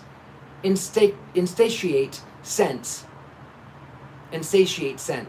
the dream of drink shall mock but never lave him. Refreshment shall his lips in vain implore. Had he not made himself the devil's, naught could save him. Still were he lost forevermore. A student enters. Student, a short time only am I here, and come devoted and sincere, to greet and know the man of fame, whom the men to me with reverence name. Mephistopheles. Your courtesy doth flatter me. You see a man as others be. Have you perchance elsewhere begun? Student. Receive me now, I pray, as one who comes to you with courage good, somewhat of cash and healthy blood. My mother was hardly willing to let me, but knowledge worth having I fain would get me. Mephistopheles. Then you have reached the right place now. Student. I'd like to leave it, I must avow. I find these walls, these vaulted spaces, are anything but pleasant places. 'Tis all the crampled and close and mean. One sees no tree, no glimpse of green. And when the lecture halls receive me, seeing, hearing, and thinking leave me. Mephistopheles. All that depends on habitude. So from its mother's breast a child, at first reluctant takes its food, but soon to seek them is beguiled, thus the breasts of wisdom clinging. Thou'lt find each day greater rapture bringing. Student. I'll hang thereon with joy, and freely drain them. But tell me, pray the proper means to gain them. Explain, O Mephistopheles, explain, before you further speak, the special faculty that you seek. Student. I crave the highest erudition. The fain would make my acquisition, all that there is in earth and heaven, in nature and in science too. Mephistopheles. Here is the genuine path for you, yet strict attention must be given. Student. Body and soul thereon I'll wreak, yet truly I've some inclination on summer holidays to seek a little freedom and recreation. Mephistopheles. Use well your time. It flies so swiftly from us. But time through order may be won. I promise so, friend, my views to briefly sum. First, collegium logicium.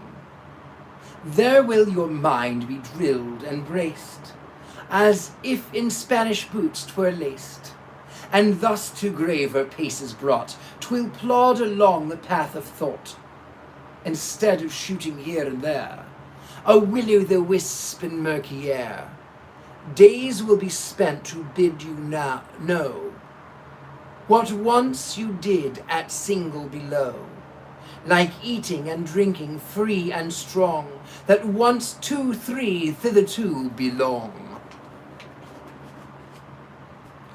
Truly the fabric of mental fleece resembles a weaver's masterpiece, where 1,000 threads on one treadle throws, where fly the shuttles hither and thither.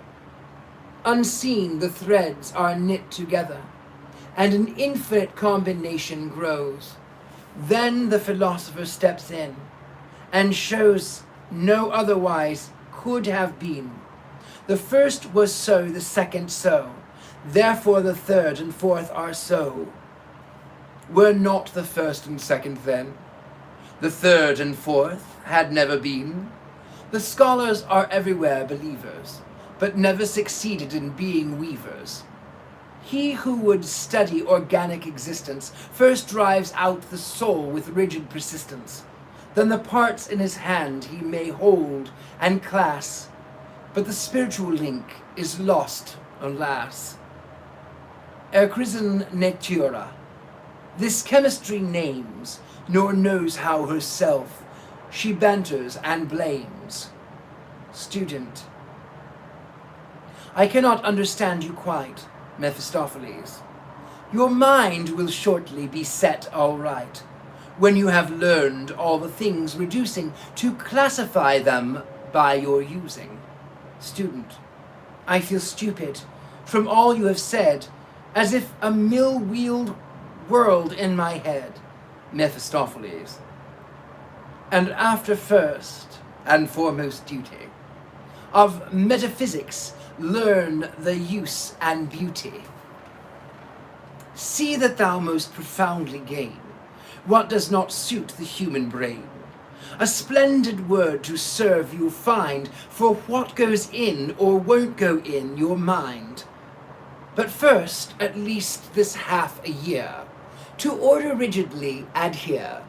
5 hours a day, you understand, and when the clock strikes, be on hand. Prepare beforehand for your part, with paragraphs, all got by heart, so you can better watch and look that naught is said but what is in the book, yet in the writing as unwearied be, as did the Holy Ghost dictate to thee. Student, no need to tell me twice to do it. I think how useful 'tis to write, for what one has in black and white, one carries home and then goes through it. Mephistopheles, yet choose thyself a faculty. Student, I cannot reconcile myself to jurisprudence. Mephistopheles, nor can I therefore greatly blame you, students. I know what science this has come to be.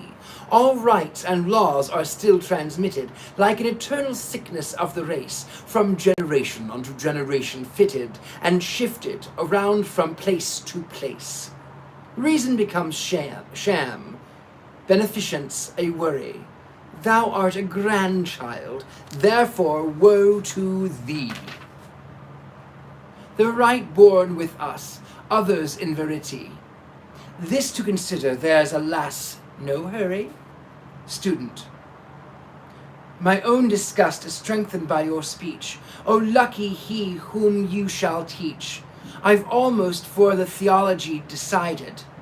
Mephistopheles, I should not wish to see you here misguided. For as regard this science, let me hint, 'tis very hard to shun the false direction. There's so much secret poison lurking in it, so like the medicine, it baffles your dedication. Hear therefore one alone, for that is best in sooth, and simply take your master's word for truth. One words let your attention center, then through the safest gate you shall enter, the temple halls of certainty. Student, Yet in the word must some idea be.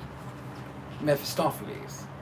Of course, but only shun to over-sharp attention, over-just where fails the comprehension. A word steps promptly and as duty. With words 'tis excellent disputing.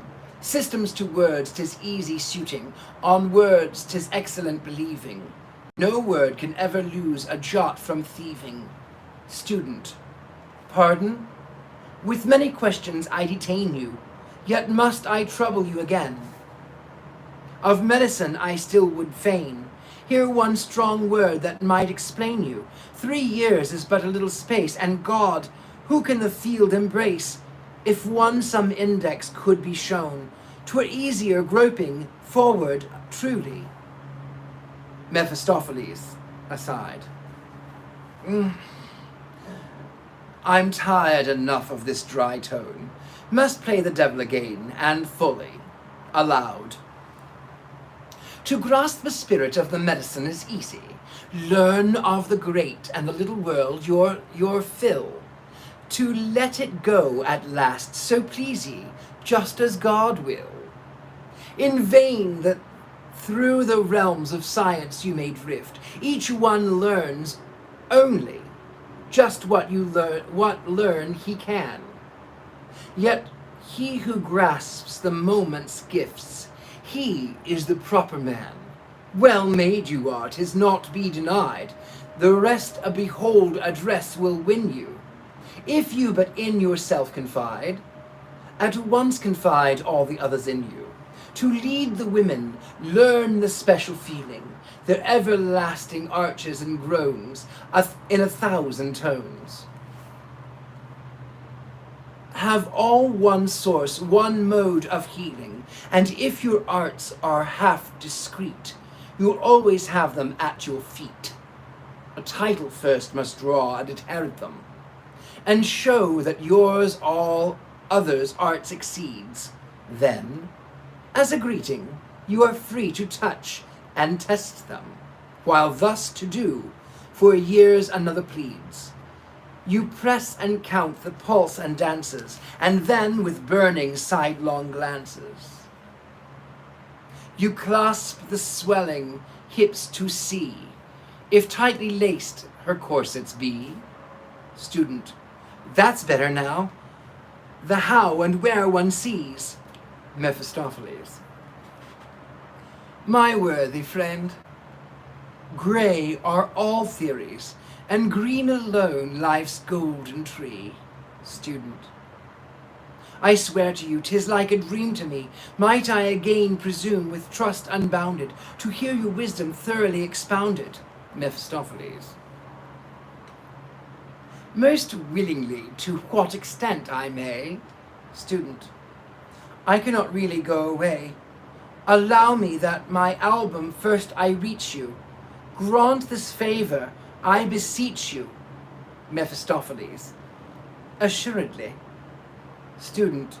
Mephistopheles, he writes and returns the book. Student reads. Eritus sictus Deu, scientus bonium et malium, it closes the book with reverence and withdraws. Mephistopheles.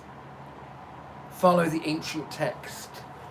And the snake thou wast ordered to trample, with all thy likeness to God, thou'lt yet be sorry example. Faust enters. Now whither we shall go? Mephistopheles. As best it pleases thee, the little world and then the great we'll see. With what delight, what profit winning, shalt thou sponge through the term beginning? Faust.